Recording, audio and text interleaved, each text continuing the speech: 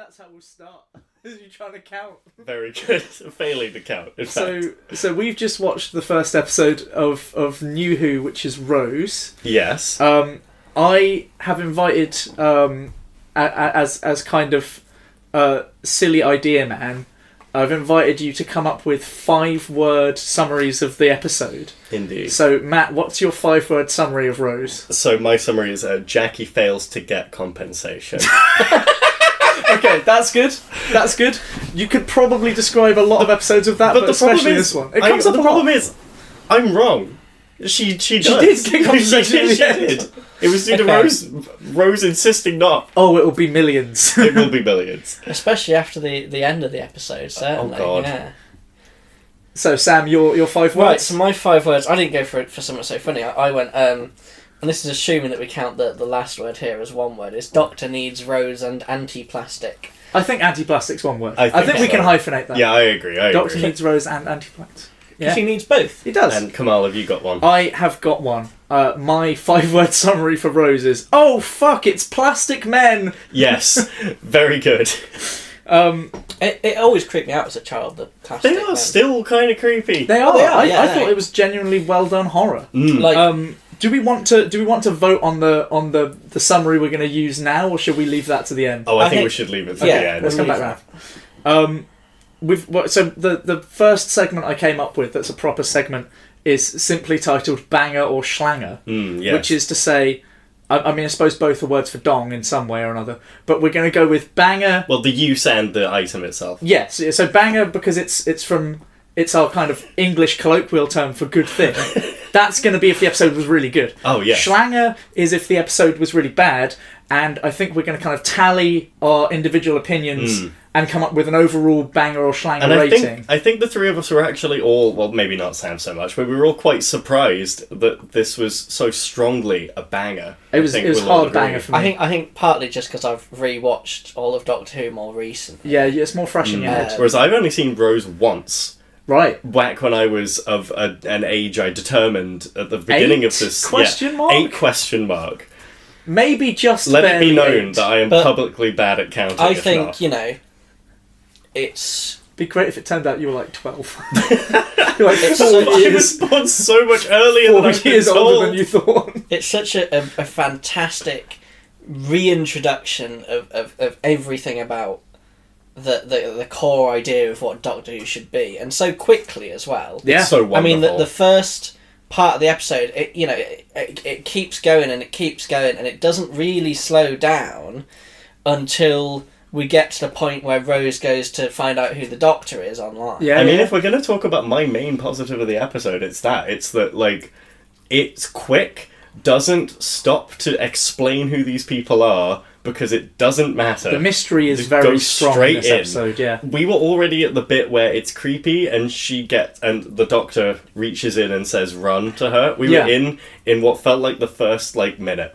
Obviously not, but you know what I mean. And it's quick. because I think the opening montage of Rose's life is done so expertly. You get that CG. This is kind of like the first thing I wrote down in what I liked about the episode. You get the CG Earth. You get zoomed right down into London, specifically, like, you go down to the country level, then you go down to the city level, and then you go down to the estate and you appear on that You zoom right into clock, the clock.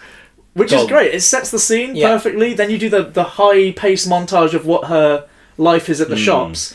And by the time that we get the cut back to that, because you liked that transition. I loved it. They did it clock. twice, and it was even better the second When time. they cut back to it, there's a really big tonal shift because you've seen how busy Rose's life is until she meets the Doctor, and then it kind of puts a spin on everything in her life where it's suddenly slow and she can take in information, and there's kind of a big immediate change the moment she meets him. Oh, fully. I think that's pretty cool.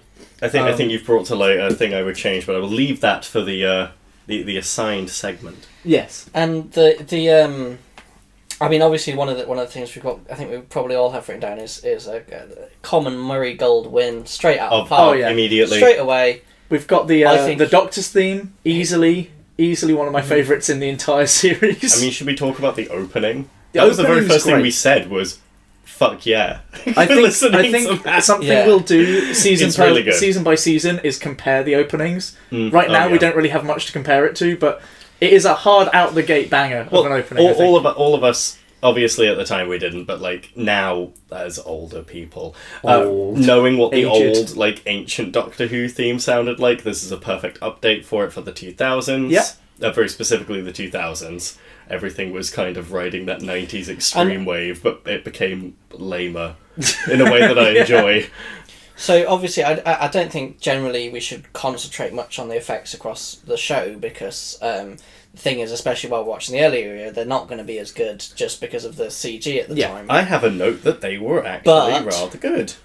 Their usage of them for the most part in this episode is really good. I think the only bit where it kind of falls a bit flat is when you're looking at the consciousness and he's looking a bit too computer generated. Yeah, as a big blobby orange thing. But also, I don't think I mind. No, it's a perfect thing to do with CG. As I say, like, I don't think we should concentrate on it in future episodes, because I don't think it's something that really ties into the stuff we'll be fixing anyway. Yeah, like the stuff we're talking about changing. For this episode especially, it's going to be a lot of what we like and very little of what we would change. Yeah, and when we're on we're the Fixing Doctor Who podcast, but we're not here to fix like continuity errors or sort of any sort of CG problems of the past, or things that have gone outdated. No, this is those aren't the things we're about. We're very much thinking about plot stuff, what the effects of the plots are in future episodes, and sort of within itself, did we like the way it all tied together within an episode? I think I'll also mention now, because I thought about it while I was writing some of my changes that will come up later, is I think when we are discussing changes, we're kind of thinking of it from a perspective that's completely separated from time and budget. So the time this was made, there might be changes we'd make now that wouldn't have worked within the budget at all, because probably they did the best they could with the budget. Oh yeah, I mean, the budget and also season was... in 2005, what could they have done? Realistically, probably not some of the stuff that we wanted. As we've discovered, from what I think you were telling me, Sam, or it may have been you, it was you telling me about how this show's budget was tiny, incredibly low, and in fact had money funneled to it from another production, right? Pretty much. Yeah. So by Russell T Davies. Russell T Davies was producing 2 shows at the same time, and the BBC just gave him one budget for both, and he tried his best to make the other one on a lower budget to put as much into Doctor Who as he could, and it shows straight out the gate. You do see it, yeah. Like with the very first episode, it's got a good amount of budget very clearly. Right, I'm gonna do a quick rundown, because I wrote way too much in stuff I liked. Yeah, same. Stuff that I liked, and we'll just kind of go around. So I did. If you guys wrote anything similar, we'll do a bit on that, I suppose. So Wilson, CEO, I liked the kind of the slight world building of CEO being written on his door, even though he's like the chief electrician. I think that's quite funny. I don't actually know if chief electricians have CEO on their office. Well, we were discovering that was a joke as we watched the episode. Yeah, it was like a fun detail to discover. Yeah, I mean, at that point, then the horror bit that comes after that, I thought is really good horror. The first time you see the Auton moving, when it turns its head to follow Rose. Yeah, and then slowly more and more of them, but then you get that Doctor grabbing the hand, run, and we're in the land of the Doctor, and that's when it feels like that's the moment for me that it's Doctor Who now. Yeah, right? Obviously, because at that previously it could be any show, any sort of murder or horror or sci-fi thing. And you need the Doctor for Doctor Who, but they could have done it early. They could have teased things early, but they keep it very much Rose focused until that moment. Well, I mean, Doctor Who have been and then they proceed to 10, 20 years or something. Yeah, but they choose instead to, because they could have chosen to do the start of the episode focusing on the Doctor and introducing who the Doctor is, but they do that throughout the episode, and the whole start is intensely on Rose, and it very much is following Rose the whole story, and I think that's really, really good. I'll come back to characters in a second, because I did put characterization as just a thing I liked, because I think I liked every character in this episode. Me too. I also put down, thanks to Matt's prompting, love Clive. Oh, Clive is brilliant. Clive was a brilliant addition to this episode. That's actually one of my dislikes, is Clive dies. Yeah, we're gonna get fact, to that might be one of the very few things that I've changed. Agree that we might want Clive alive. I think that Clive could have came back in a certain episode of season 2 I that know the three of us are excited to talk about. The exact one. I have the same thoughts. Would have been wonderful. So another thing I liked was the earthness / Britishness of the opening. Oh, the initial montage is great to like just overload you with the setting. Mm-hmm. It shoves London in your face in a fantastic way. It's really overwhelming, and it's what you'd probably experience living in a kind of a big bustling city. Yeah. But I also liked that bean on toast was mentioned. Notably, the doctor said that Rose should go home and eat her beans on toast, and I think that she does go home. She does go home, but we don't know if she eats beans on toast. maybe that's something I'd change. The bean on toast mentioned. It's silly, but quintessentially to me, that grounds it so instantly as this is a show that is going to be kind of quintessentially British. Yeah, because I feel like it's so pointlessly targeted at like a British cuisine for no reason. They do a lot of fish and chips in I was this going season. to ask, did they mention fish and chips? And so that's actually, where my imagining. I've written down in my notes. I've written down Chekhov's chips. Chekhov chips. Oh yes.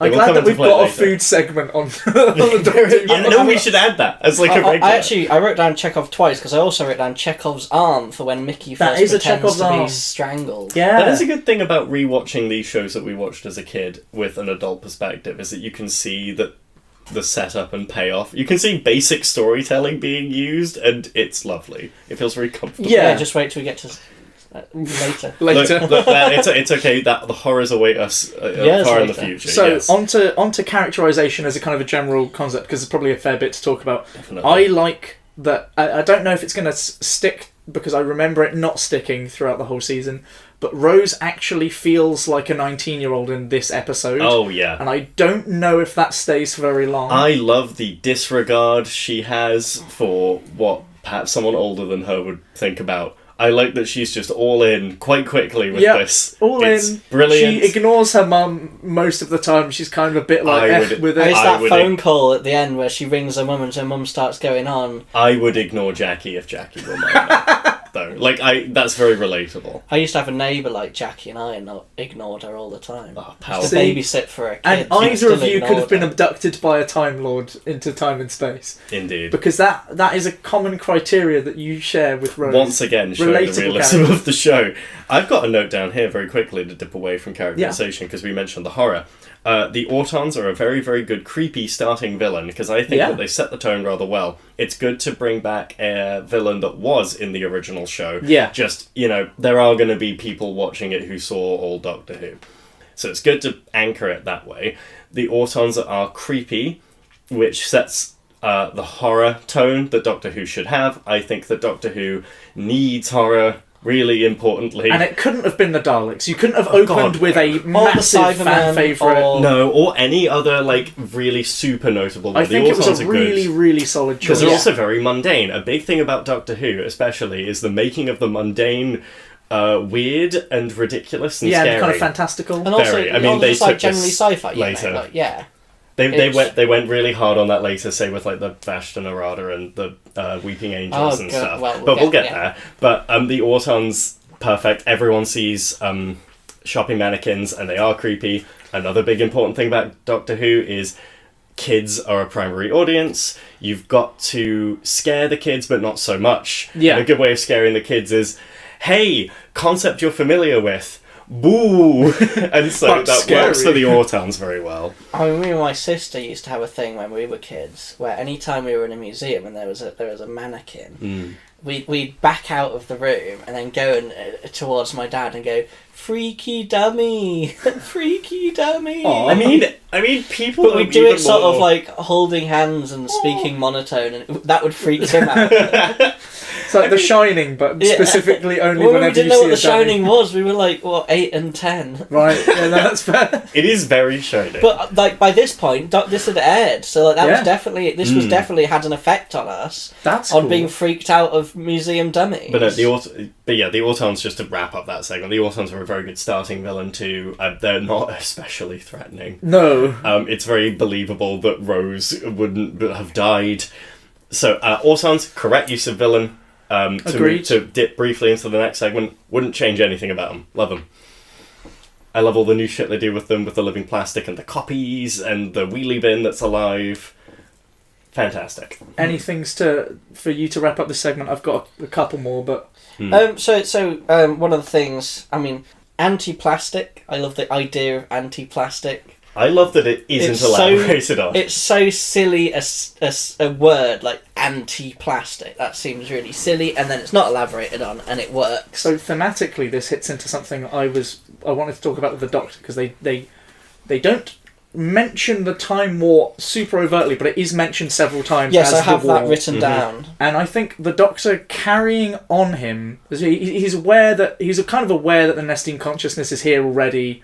Before the start of the episode, he's clearly prepping to fight it already, but this is post-Time War Doctor, and the fact that this is one of probably the only episodes that I can remember, but we'll have to see as we go, that he arrives to an episode with a "this will kill my opponent" weapon on him, that he's not necessarily planning to use. I mean, he's post-war, he doesn't want to resolve things with what is essentially kind of small-scale genocide. We don't know how much of the Autons live elsewhere in the universe. How many Nestine consciousnesses there are.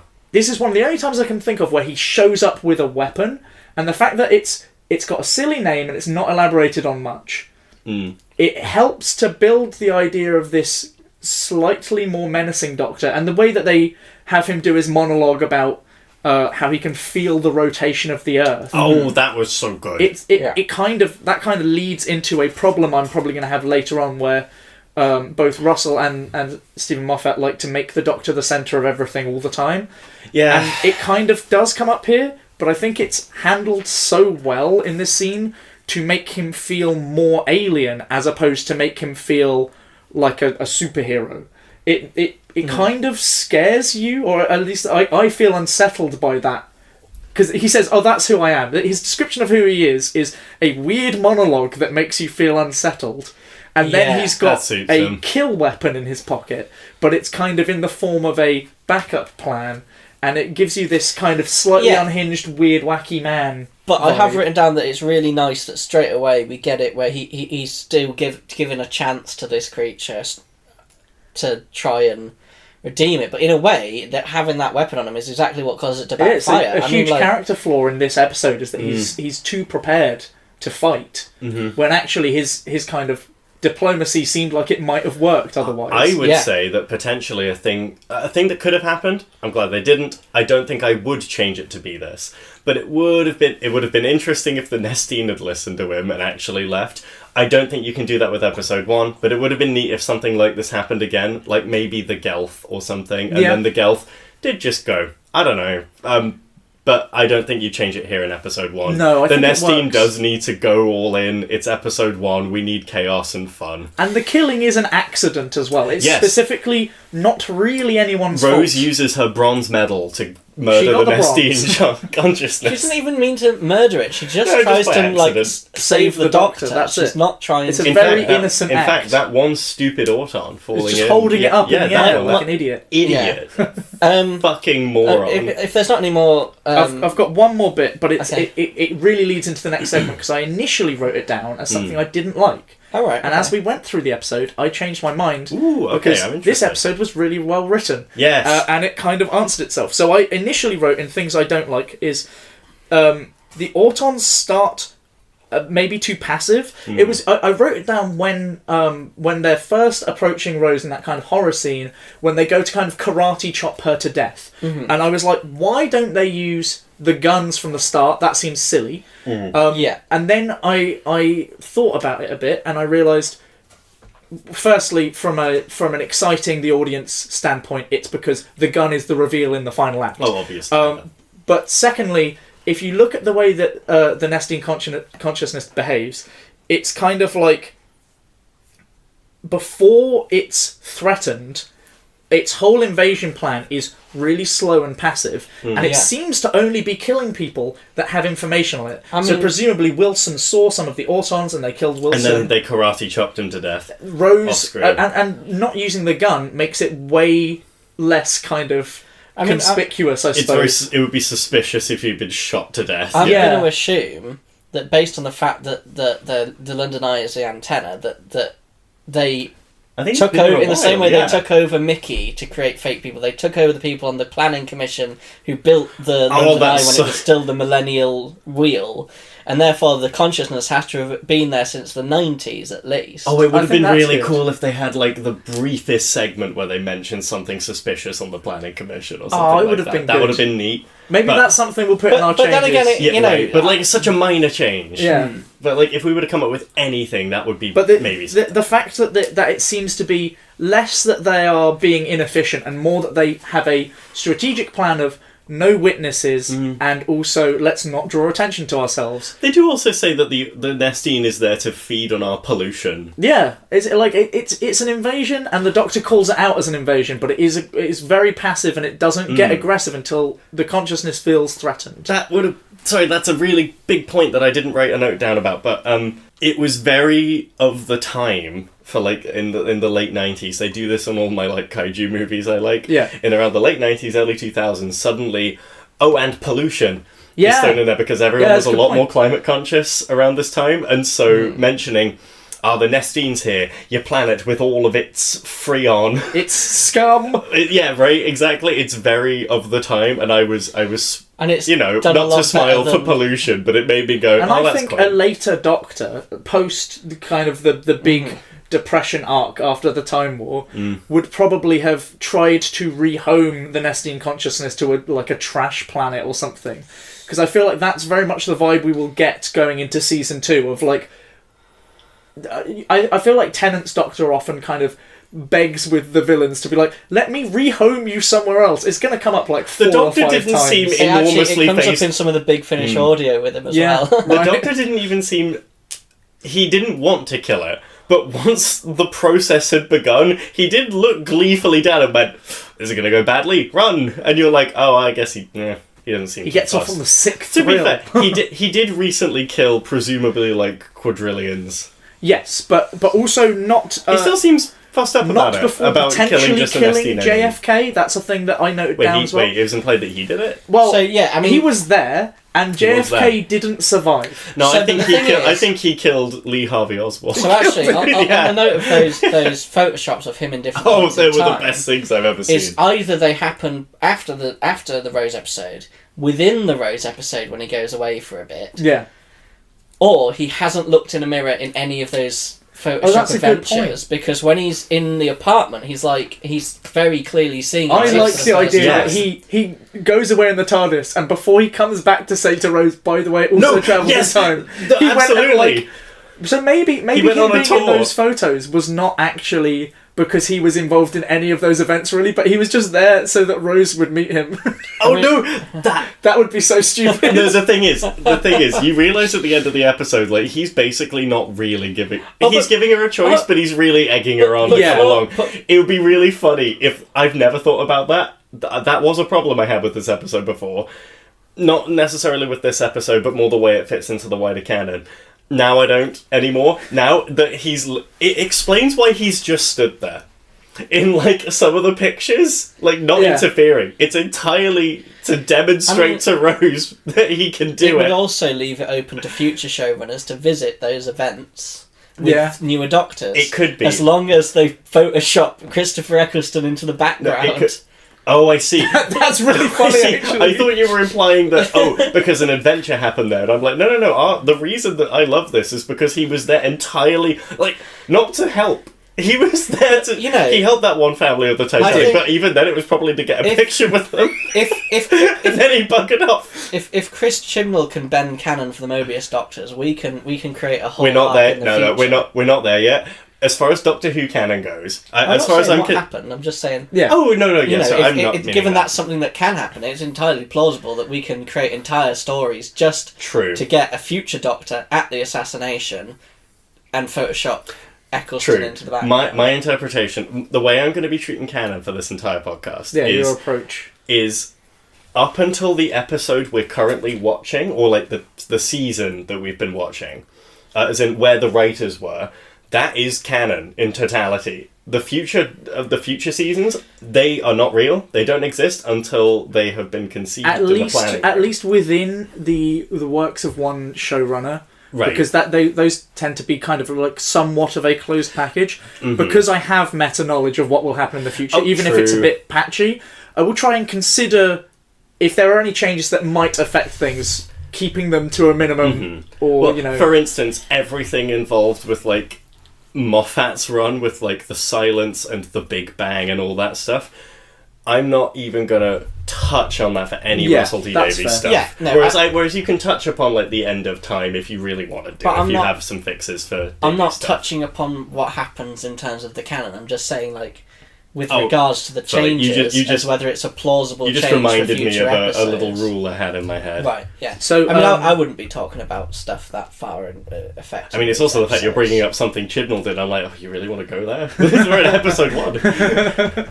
We'll get there, and it's going to be long. It's nothing. We'll have less of the but it should balance out, because we'll have less we'll have a lot of changes. And a lot more to change. I feel like I'm going to sound less enthusiastic as we go. Or I'm going to sound more obviously drunk. I think that might be true. So, on the obviously drunk part, yes. Was there anything that you wrote down at all that you didn't like in this episode? Honestly, not really, no. I had 2 things. I think I also have exactly 2 things. One of them is I didn't particularly like the fact that the anti-plastic goes in and then everything's blowing up. Yes. And I know they're doing it for the action, but it felt a little cheap. Like, having them all just they're connected to the infrastructure in some way, kind of a thing. Yeah. And it would have been neat if, like, the nesting had grown out the fact there was, like, or something. Just sort of fire in that room anyway was a bit dumb. Yeah. It was so clearly evil. Like, I was thinking, who maintains this? It's not like it's a big dislike, but, I felt like I tried to say, the only other thing I've written is it feels like at the point that when... So just at the point that the Autons are collapsing, the police arrive in like just a standard police car. Yeah. There's not like any special response unit. Despite the fact that people have been gunned down in the streets. Or more importantly, I didn't catch that at all. Like, at this point in time, an Arab man could have a knife and the SWAT team would have gunned him down. Probably. I know, like, at this point in Doctor Who, unit isn't really a thing. Oh, no, they don't. But I think they might establish it kind of in this season, but I'm not sure. It's definitely it's a point dialogue where unit should have been there, but at the same time, I kind of... Well, I don't like that they're not there. I understand not wanting to introduce them in the very first episode. I think it would have been good to see the police still be the first respondents, but maybe have a slightly more active response. Yeah. However, I will say it's somewhat realistic that they didn't do their jobs very well. Yes, very, definitely. Oh, also, there's another thing in my head, think that unit is involved when the Doctor feels like they could be. If he doesn't want unit involved, I feel like him ignoring them will mean that they're not going to arrive in time. They won't even know anything's happening. Yeah, that's fair. And, like, that's the way I could headcanon it. So my two dislikes. One of them is a silly one. I know we said we wouldn't really touch on the CG. It's less of a CG choice and more of a directorial camera angle type choice. Yeah, I get the fact that the arm momentarily flies. If you don't take it as just a kind of almost comic reliefy shot of it detaches from the Doctor and then grabs Rose, and that's like the moment. it is. I am 100% taking it too literally, but it does somewhat imply that the Autons can fly and therefore should have been flying. I know what you mean. When I was watching Why aren't they flying? as a fan of Italian horror cinema, it didn't faze me at all. It's a loose good approach moment. to physics. I think it also does a good nod to the type of horror that they are.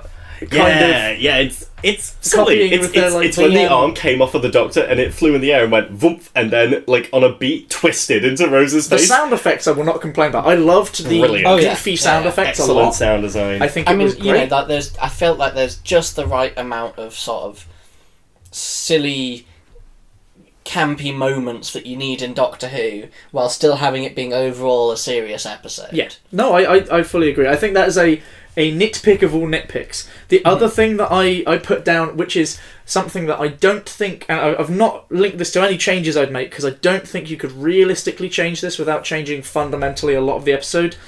The Doctor inviting Rose into the TARDIS the way he does at all feels slightly predatory, because she's so young. Yeah. It's almost like they tried to pick what is the youngest companion age they could get away with where it doesn't feel too creepy, and they decided 18 was too young and made her 19 instead. Mm-hmm. And the way that he invites her is, it's coercive in such a way where you can kind of character-wise forgive it with the later context of where he's been emotionally and how fucking lonely he probably is, and the fact that he sees someone with enough kind of brilliant potential that he maybe is like, I can maybe reclaim some joy in my life. But the fact that he sees a 19-year-old girl who is, hundreds of times younger than him. Oh yeah, at minimum. He's 900 at this He's point. 900. Right? He's 900 canonically to what he states in this kind of new series. But he has been at this point in canon. He's 900. We always has just been take like his notably age by what older he'll than that. say. Yeah, Whatever so the like, Doctor says their age is. This has that's always what they been are. the problem with the Doctor romancing anyone who's human. Yeah. And I don't think it's... But I think it's within a given... I would argue it's kind of within a given Doctor's lifetime, not within the entire of the Doctor's lifetime. Because honestly, watching this episode, it's brought... Like, I know that I am in the minority, even among a wider friend group who aren't involved in these recordings. Right. I'm in the minority of thinking that this New Who thing should have been a much shorter ordeal. Right. I think that this should have been here's our idea, we have a few seasons planned, and then it will end. No. Maybe for a bit, maybe not permanently, but that's why I mean I'm in the minority. Like I hope to change your mind as we go. No, I think I hope so. I love a lot of the later episodes, but if we're talking about our what ifs, I quite like the here's season 1. It's relatively self-contained. Here's an element of the Doctor story we're dealing with, and we're wrapping up to an eventual just total conclusion. Yeah. If we approach it that way, then potentially you can do a Doctor companion romance that feels more compelling. Because a problem with it is that you always know, it's gonna be fleeting because of the nature of the show. And it's also the a bit nature self-defeating. It's also difficult because it's the nature of the Doctor and humans. They're not compatible on a fundamental time scale. It'd be like if the Doctor were a vampire, and because he kind of is in some ways. And I think as you get to know that, because this, let's take it as we're children again, and we're watching this first episode of Doctor Who for the first time. Because I never considered romance as a kid, for one thing. Yeah, well, that's also a factor. But you don't consider the dynamics between a really old alien and a relatively young human who is probably much older than you when you watch this. Yes. Really, because it comes up later. You don't know much about the Doctor at all yet. We know he's an alien, and that's it. Oh, I see your point. Sorry, yes. So you're going into it, and I don't think...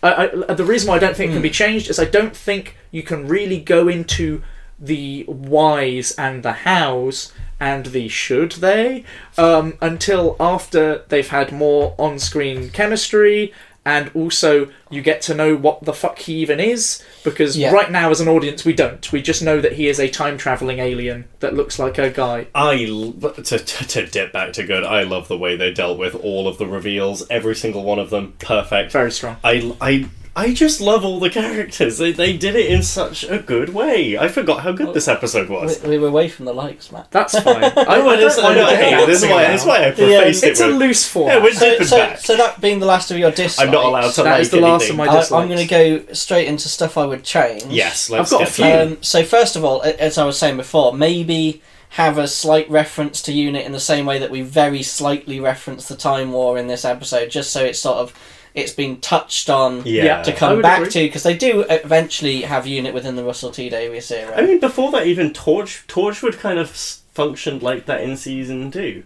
I think season 2 was like, ooh, there's a human organisation that is in on this. Torchwood's kind of drip-fed to you, though, throughout season 2, so I don't think it would be worth mentioning here, because the Doctor doesn't know about them yet. But then I mentioned more, they do kind of do what you said in season 2. I agree that they should have done that with UNIT. Oh, I see. And pulled that even further back. Yeah. Who knows? Maybe Torchwood like this rogue element kind of that's working. We'll get there. We should have Clive live. I also put Clive. Clive living. I'm so with Clive. We are going to keep a note for when we get to the Love and Monsters episode next season. I'm glad you knew what I meant. Because we want Clive in Love and Monsters. That is a firm belief of mine. I had not considered that until I saw this episode, and I thought, why isn't Clive kept alive for that one episode? Clive, it'd be awesome. Clive deserves to be. I mean, yeah. So one of the things I think we'll do as we go forward through these episodes is we're going to be keeping track of any sort of major changes we want to make. Yeah. And if they have big knock-on effects, try and keep track of those. Definitely, yes.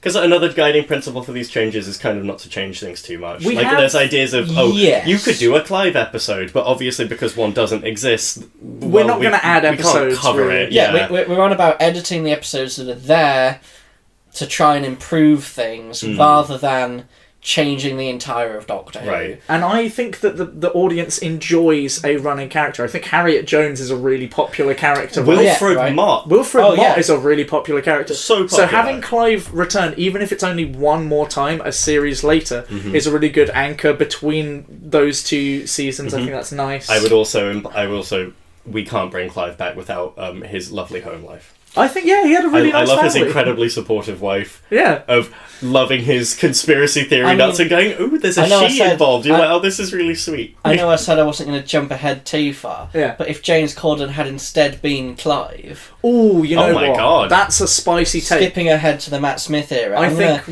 think we should definitely note that down as well. We should touch back on that when we get there. Definitely it's going to be determined by how we treat Love and Monsters. I was going to say, what, does Clive shoot the absorbal off or something? Anyway, I've got a lot of does Clive's wife become a plate? Love and Monsters kind of inspired this entire idea. Oh yeah, Love and Monsters, and the Weeping Angels. Love and Monsters and our opinions on the Weeping Angels as they progress. I personally was sold on the idea for when we get to the Chibnall era. Yeah, that's fair. But then Matt's not really watched that, whereas you and I have. It's just there's one specific episode of the Chibnall era which I think could be made into one of the best episodes of Doctor Who, and I'm convinced you can do it by changing one word. I think I know the one you mean, but we'll get there. We will get there. For that one, we'll get there. So a change that I think I would like to make. Show beans on toast. Show beans on toast. Actually, yeah, let's bring that back. Show beans on toast. Full frontal toast. I want to see the beans in high def. I want to see. I want to see. re-record the show. No, not the whole show. Just that shot. Only that is an high definition. You could add some characterization. You could have Jackie cut up the toast for Rose in the way that you might treat a little kid, where she's slightly babying her daughter still. Oh, I see. And that could be a fun character moment. You could do, as they do later in the show, with a lot of chip eating shots. You could see beans going into mouth, which I think is really crucial television.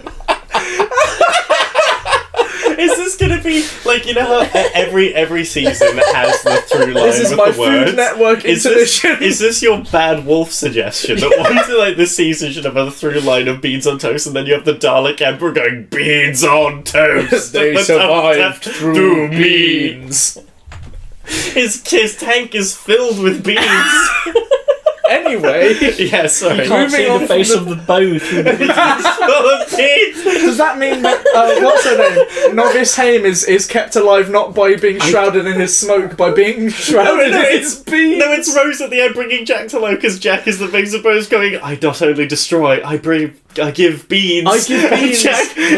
Jack wakes flow up. out of his mouth. Jack wakes up and he throws up beans. They've got to spread beans on Cassandra. Oh no. Bean me. Bean me. Right, well, we'll get back into the beaning Cassandra next episode, I suppose. Yes, the beans are important. So the actual change I wanted to make... Yeah, sorry. The actual change was...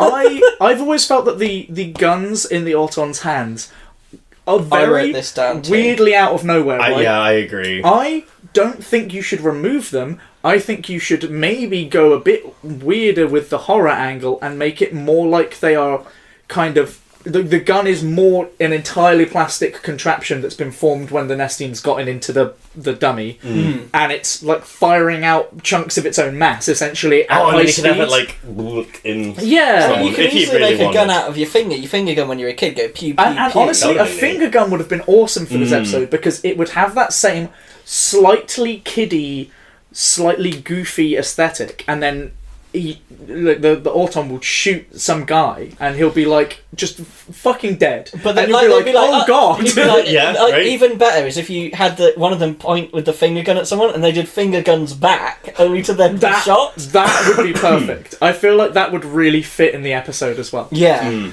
The other thing is going back to something that Matt brought up was the idea of maybe fixing your gripe with the whole building exploding. Maybe the Nestine consciousness is like grown up into the walls and maybe it's like threaded through It's the gone through make all the metal. difference, It's for gone sure. from the molten look into like these plastic cable wires that have like gone up. And you'd only need, when they walk into that room, the doctor to say, it's grown throughout like this whole building or something. A throwaway line would resolve that I'm very much easily. in favour of like the problem is with adding this is that the pacing of the episode is impeccable and perfect, and I wouldn't change anything. I was pleasantly surprised at how quickly it ran. It's really, really clean, isn't it? You could have a very if we had a brief moment of the London Eye Planning Commission was overtaken by plastic. Yeah. Yeah, so I had that written down. We could as have that be well. part of it as well. I also think that plastic Mickey's hands are a weird choice. I think the idea of their Turning into the spade like things? chopping boards. Are we implying that they can I always morph thought that they were easily? chopping boards when I was They a kid. look like, and it is. They are at a pizza restaurant. It looks like the board that you would pizza. put a pizza in an oven. That was so odd, but I also don't mind it. I love that. But I it was would weird not change how. that. But it was weird how he said pizza in that weird way, and you get the impression that He's Plastic kind of Mickey- learning. Yeah, at that point, it becomes apparent he's learning because he speaks normally later. Yeah. But at the beginning, you're like, who is this clown? Like, is Rose an idiot? And then later, he's very intense. My note, by the way, is Plastic Mickey pizza hands. I mean, it looks it. Yeah, I get what you mean. Like, maybe Rose should have clocked slightly faster. You do have the bit where he's doing that weird speech thing. That was hilarious. Where she's like, what are you doing? But maybe she should have questioned it slightly earlier. Like, he looks At the greasy. same time, He does, you he know, does. he's been shown earlier with the hand that he's a bit of a joker, and Yeah. she probably thinks he's just being daft. I think it's kind of, it establishes a bit about their relationship, actually. Yeah. She kind of ignores some of his more aggravating goofs. The other thing that I put is that the Auton's attack methods are strange. I don't know if I change it, because as I said, I kind of went back on disliking their approach. I can't see a way to make it better, apart from with regard to the gun. I like the idea of Mickey being kind of replaced because it's essentially an intelligence op, right? They're sending in a covert plastic operative. Yeah. The wheelie bin thing is funny. I like that, but the idea that then goes to this version of Mickey that has learnt everything. He's found the Doctor, which was his objective. Yeah. He then decides to fight even though I mean, at this point, presumably the Nestene consciousness has already found the TARDIS, right? Because they have it by the next time. Yeah. You don't see the TARDIS between the previous time you saw it and the finale section. Yeah. So it makes me think, okay, they're already concerned about him. The fake Mickey goes into attack mode. Why doesn't it use the handguns? Why does it go for chopping boards? That seems inconsistent at a weird time. Were the handboards for the purpose of kind of disabling the Doctor without killing him? I don't really know. It's implied that he's deadly, but it's kind of also not. Yeah, why doesn't he use a gun? I don't know. It's strange, and I don't think it would have been that different to have him do something that wasn't pizza boards. So what I did was I had some thinking. Right.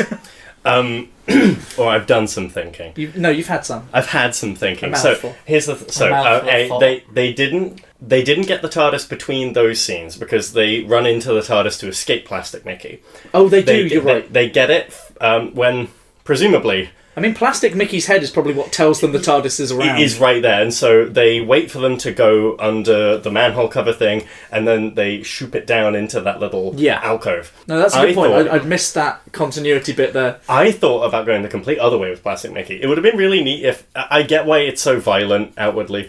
Would have been really interesting if the Plastic Mickey was there to just kind of negotiate with him. I mean, it's meant to be kind of... He's meant to kind of find the Doctor. It's not really clear whether they want to fight him yet or not. Yeah, because they fear him. The Doctor shoots it in the face, to be fair. Yeah, actually. No, Doctor attacked after the call. They're very reactive in general. The Autons don't really, initiate attacks outside of karate chopping. The karate chopping. I'm okay with the karate chopping. I love the karate chopping. I have to get it out there that I'm very okay with the karate chopping. I mean, it's kind of shown that when the signal gets weaker, they move more like a mannequin. That's true. And they all start moving. They start breaking out and using the guns after the signal's boosted. Yeah. So maybe the gun requires a higher level of kind of concentration or something. So, or like the direct signal or something like that, right? I've only got one other change that I've got written down that we haven't touched on already. Yeah. Which I don't know if we're going to touch on a huge amount generally, and I think for the most part we should stay away from it, but this being the first season of New Who, I would like the behind the scenes to have changed and to everybody to have not fallen out. Yes, no, that's true. I mean, I wish Christopher Eccleston still was on friendly terms with the BBC and Russell T Davies, such that he could return for stuff like the 50th, like any future stuff they might want him for. It's good that he's I'm a big Chris fan. I'm a big fan of the Ninth Doctor. I wish Eccleston had stuck around for 5 seasons, and then I wish David Tennant came in and had his full seasons of run as well. But the problem is, I guess we can't have both because of the points of their career they were at. Right, for sure. Tennant's career skyrocketed because of Doctor Who. It's also worth mentioning there's gonna be some actors that have since become quite problematic. We're probably just going to talk about the characters that they portray. Yes. And if we give any props to people for portraying those characters well, that is entirely separate from any of their behaviour that was kind of off screen. It's in the same way, like, where you can watch Father Ted and enjoy it and think it's funny and still hate him for being a transphobe nowadays. I'm sorry. And still hate. The gap. Yeah, I can still hate. I'm filled with hate. Blank his name is Gary Lineker, isn't it? I don't know. The writer of Father Ted. Isn't Gary Lineker a footballer? Yeah, he is. Can you tell that we don't watch football, viewers? We were watching Doctor Who instead of football. That's what we did. Yes, fully. The guy who wrote Father Ted is Other like people, a massive transphobe. That doesn't surprise me. My brother had fish and chips while he was watching the football on TV with my dad. And quintessentially Doctor Who coded fish and chips. And I had fish and chips while I was watching Doctor Who with my family. Nice. So, differences. I like the fish and chips. Graham Linehan. Very important. Graham what? No, Gary Lineker. Gary Lineker wrote Father Ted. Graham Linehan, which is why it's GL. That's why I got confused. No, Gary Lineker definitely wrote Father Ted. That's the new canon. Let's put it up in the air that we do not know if Gary Lineker's a transphobe or not, and if he is, fuck him. Gary Lineker does seem like a pretty cool guy. From the limited things I've seen. There you go. We might be believe in based. Dr. Woke is the future. We do. Dr. Dr. Woke. Woke. I mean, that could have been an alternate podcast title, to be fair. I mean, I think we may have suggested it. I mean, like a few times. We've definitely going to have baited some people into the podcast with its name. Yeah.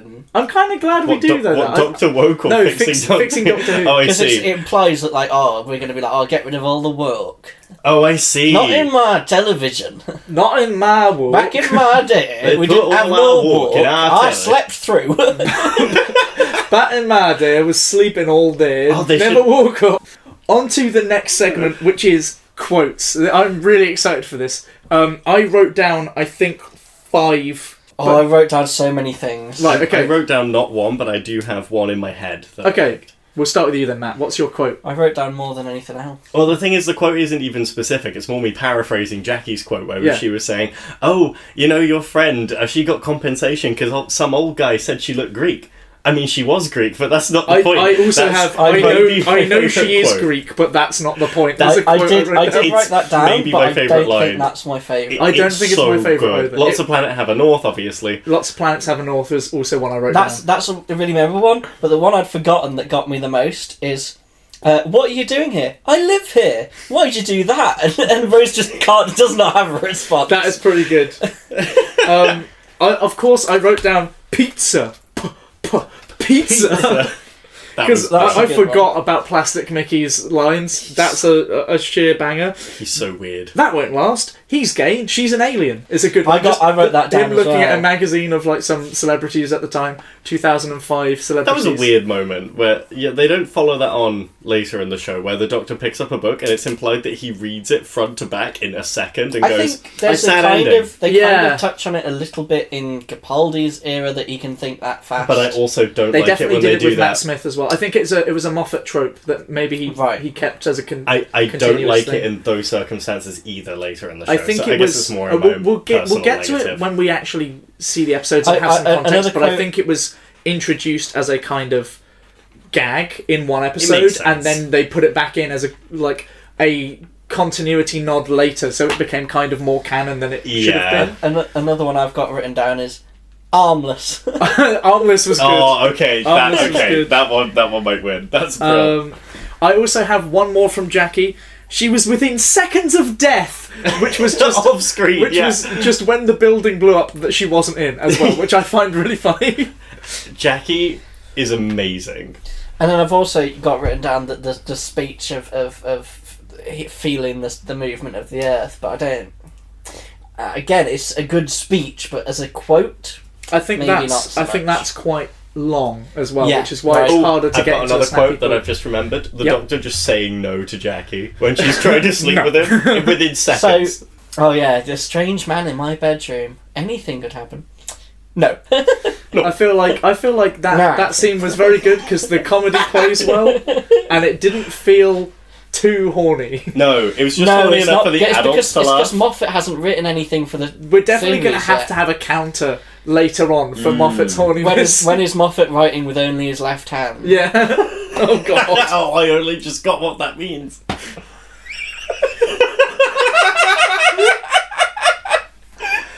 I'll be- Oh fucking hell. Oh Okay. So right, if we had to vote on a quote, should we just put forward one each? I think we should each first of all put forward one, Yeah, and then we'll do vote. I think I am sticking with pizza papa pizza. no! I guess because it's my only quote, technically, I've got to go with, well, she was Greek, but that's not the point. I'm sticking with what are you doing here? I live here. Why'd you do that? Now, in terms of what sums up the episode best, because it's about Rose and it's where she lives, I think Sam's quote might be more... I agree. I think in general, I'll probably avoid doing longer quotes that are back and forth.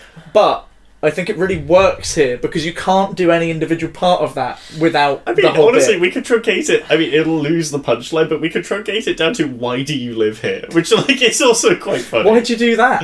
Yeah, well, I think we're voting Sam's one as the official quote of the episode. I think so.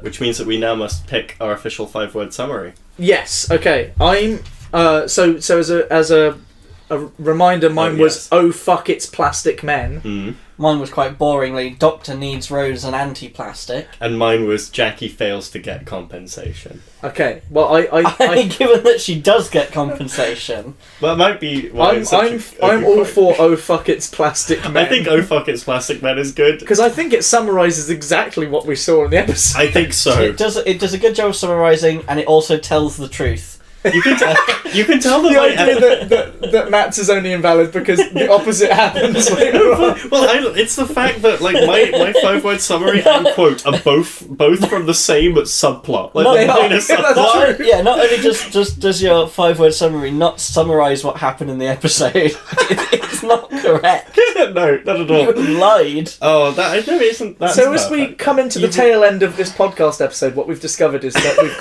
we've got 2 people out of the 3 on this podcast, right? Yes. We've got solid 66% retention on paying attention to the show. Oh, completely.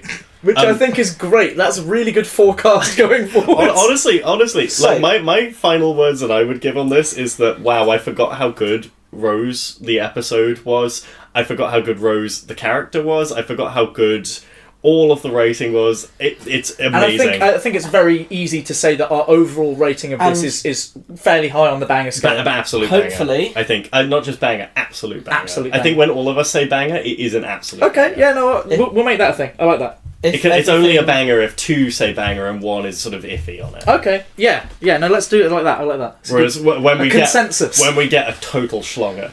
Schlanger. I'm sorry, a total schlanger. Sorry. No, a schlanger or a total schlogger. The director of this episode was Keith Boak.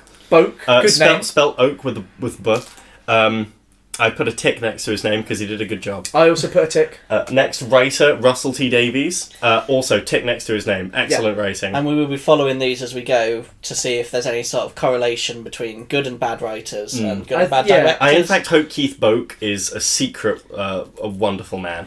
Yeah. I'm gonna look at his Wikipedia article and he's gonna be like the most awful person. With a name like Boak, it can only go one of 2 ways. I think they're I either incredibly based or they're a terrible person. Oh. It's just too unique. You can't. It's a focal point in time. They're either great or terrible. And then finally, I've put MG, which does not stand for Mechagodzilla. It stands for Murray Gold, and there's a big W, big tick next to his name.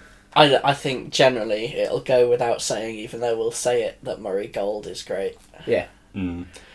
So that was our first episode of Fixing Doctor Who. As you can see, this show doesn't need fixing so far. It's pretty fucking good. Yeah. In what will hopefully be next week's episode, we'll be watching we'll have watched and we'll be discussing The End of the World, episode 2 of season 1 of New And then after that, there'll be no more episodes because the world will have ended. This is a 2-episode podcast. We actually do this chronologically, so we'll be going to the end of the world and dying in order to record the next one. Indeed. In 5 billion minus 2024 years, we'll be releasing episode 2. What a horrid way of doing numbers. Well, I wasn't about to fucking say the full thing.